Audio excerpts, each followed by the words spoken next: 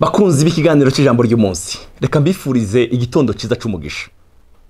Umwanya wose wumviriza rino jambo ndakwifurije umunsi mwiza w'umugisha, ari mu gatondo ari ku mugoroba, umwanya wose wugurura rino jambo ry'umunsi. Ijambo ry'umunsi ry'uno munsi ryambara umubiri ku buzima bwawe. Reka nkwifurize ukwezi kwiza kwa 11 kuzakubera ukwezi ko kumva Imana kunde gusha, ko kumva Imana uzabona ikiganza cyiza cy'Imana, uzakorere munsi y'ijuru ryuguruye. Reka nkwifurize rino jambo uzakorere munsi y'ijuru ryuguruye, ubuntu bw'Imana buziyongeranye ku buzima bwawe, uzabona Imana kunde gushasha. Haleluya, Yesu aguhezagire. Uyu munsi rero reka dutangure inondwi dusomye rino jambo. Zaburi ya 19 umurongo wa 14. Izaburi irimo amajambo abiri akomeye cyane shaka ko tuganira namwe uyu munsi. Aravuga ngo amajambo yo mu kanwa kanje n'ivyiyumviro byo mu mutima wanje bize bishimwe mu nyonga zawe uhoraho, gitandara canje mucunguzi waje. Bintu bibiri, amajambo yo mu kanwa kanje n'ivyiyumviro byo mu mutima wanje bize bishimwe mu nyonga zawe. Reka nkwifurize rino jambo mukundwa, Imana igushoboza, Imana igushoboza, naje ishoboza. Amajambo tuvuga abera ubumote bwiza Imana twumva. Amajambo yo mu kanwa kacu n'ivyiyumviro byo mu mutima bize bishimwe mu nyonga z'Imana. Twirinde cyane, umva, twirinde cyane rwose mu buzima bwacu kuvuga amajambo atariyo. Twirinde rwose kuvuga amajambo atabereye. Umva, hari ubushobozi mu majambo tuvuga. Salomo yaranditse ngo urupfu n'ubugingo bihagaze mu bubasha bw'ururimi.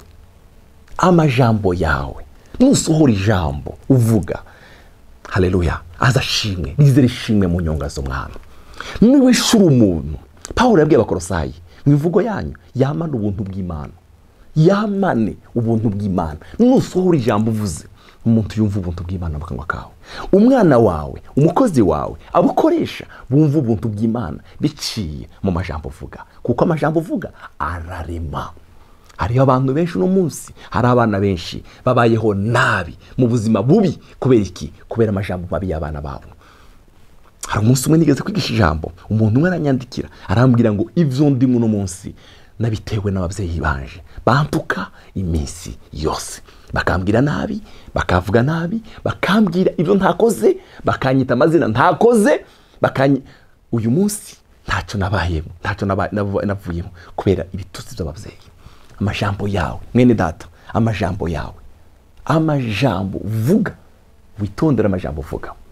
Amajambo yo mu kanwa n'ivyiyumviro byo mu mutima bize bishimwe mu nyonga z'Imana. Reka mfata akarorero kamwe k'amajambo ndasubira so mu ndi murongo umwe hejuru y'ivyiyumviro.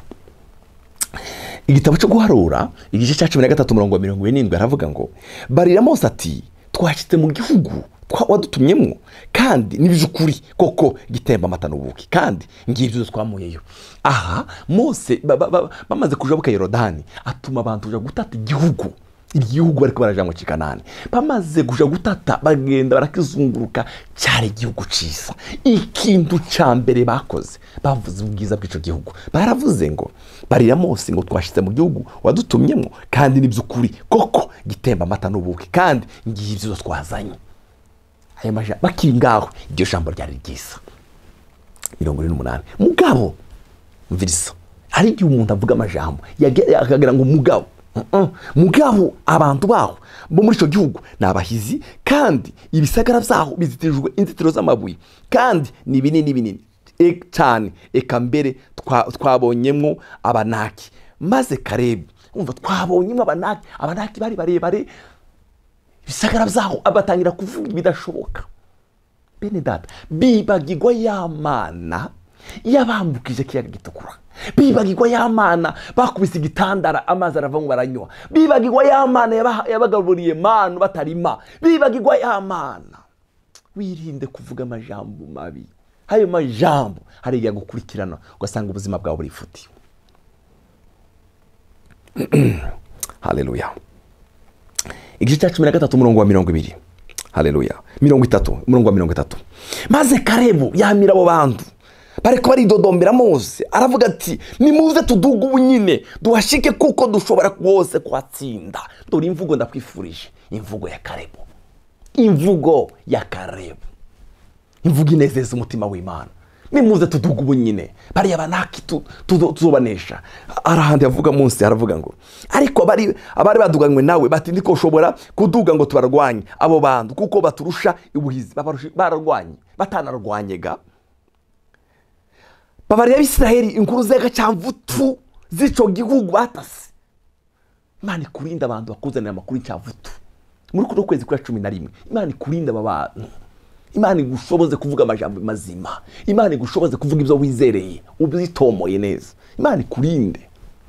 Aya iyi mpemu y'abano bantu y'abano batasi 10 iracyazunguruka. Imana ikurinde iyi mpemu, Imana iguhe impemu ya Kalebu. Nimuze tuduga ubu nyine. Haleluya. Babariya Bisiraheli bati inkuru zicyavutu zico gihugu bati igihugu twanyubigiyemo tugitata ni igihugu kimiragura abantu baho. Kiza kimiragura abantu baratuyemo ariko ngo kiza kimiragura abantu baho. Igihugu kiza kiri abantu kandi abantu bose twabonye n'abagabo barebare cyane. Mugabo Yoshua aravuga ngo uhoraho nimba tumuhimbaye tuzoja muri ico gihugu akiduhe kandi ni igihugu gitemba amata n'ubuki nimba tumuhimbaye. Haleluya. Ndakwifuriza guhimbara umwami, amajambo yawe ahimbara umwami wawe. Oh, haleluya. Bene data, nimba ari ikintu kiza kibuza Satani amahoro nigiye yumva uri kuravuga amajambo y'ivyizigiro bizima y'ivyo wizereye.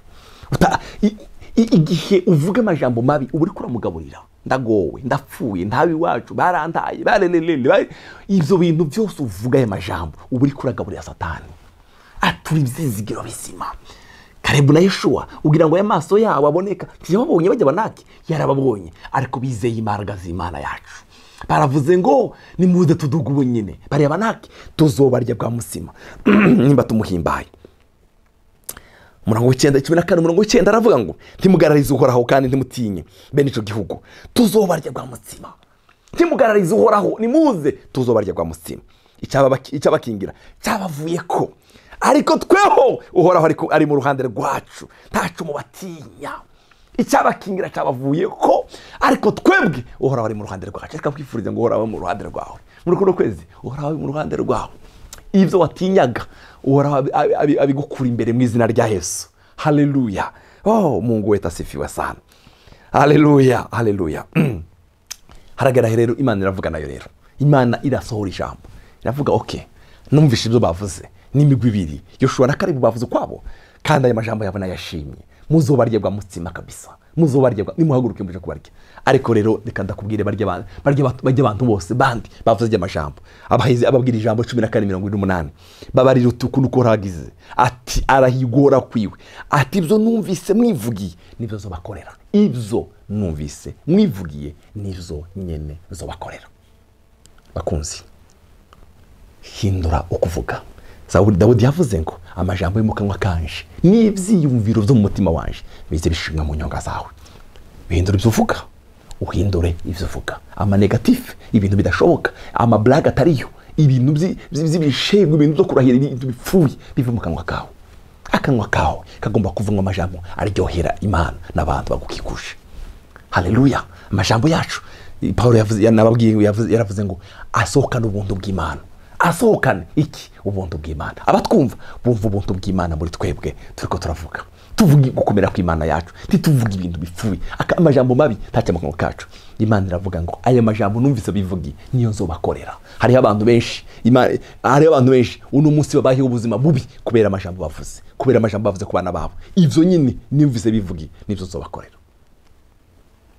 Imana ikurinde kuvuga amajambo atariyo.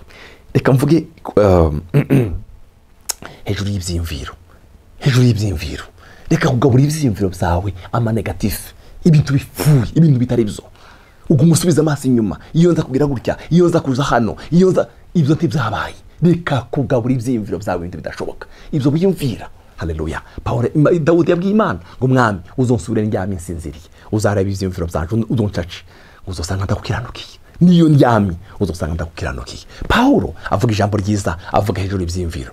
Icete cya kane umurongo w'8 mu gitabo cy'Abafilipi, icete Pawulo yandike Abafilipi arababwira igice cya mbere cya kabiri ageze ku cya kane, arababwira umurongo w'8 ngo bisigaye bene data, ibisigaye bene data, ibyo kuri byose. Ijambo rya mbere, ibyo kuri byose, ibyo kubahwa byose, ibigororotse byose, ibitanduye byose, iby'igikundiro byose, ibishimwa byose, nihaba hari ingeso nziza, nihaba hariho gushimwa, aba arizo mwiyumvira. Yatubwiye bigomba kuganza ibyiyumviro byacu. Yavuze ngo ibyo kuri byose, ibyo kubahwa byose, ibigororotse byose, ibitanduye byose, iby'igikundiro byose, ibishimwa byose, nihaba hari ingeso nziza, nihaba hariho gushimwa, aba arizo mwiyumvira. Yesu abahezagire twiyumvira ibyo kuri, ibishimwa, ibitanduye, ibigororotse, haleluya, ibigororotse, haleluya, iby'ingeso nziza, ibihimbaye mwami, arizo twiyumvira. Pawulo yabwiye Abakorinto arababwira ngo ariko tweho dufise gutekereza kwa Kristo. Imana ikurinde ibyiyumviro bibi, Imana irinde ikurinde ibyiyumviro bibi. Yesu aguhezagire. Ndakwifurije indwi nziza y'umugisha, ndakwifurije ko amajambo yawe n'ibyiyumviro byawe bize bishimwe mu nyonga zo mwami. Yesu aguhezagire. Reka ndagusengere. Data mu izina rya Kristo Yesu, ibyo tuvuga bishimwe mu nyonga zawe, ibyo twiyumvira bishimwe mu nyonga zawe mwami. Turakeneye kuba abantu bavuga amajambo mazima. Aba bantu bababwiye ngo ibyo numvise mwivugiye nibyo zobakorera.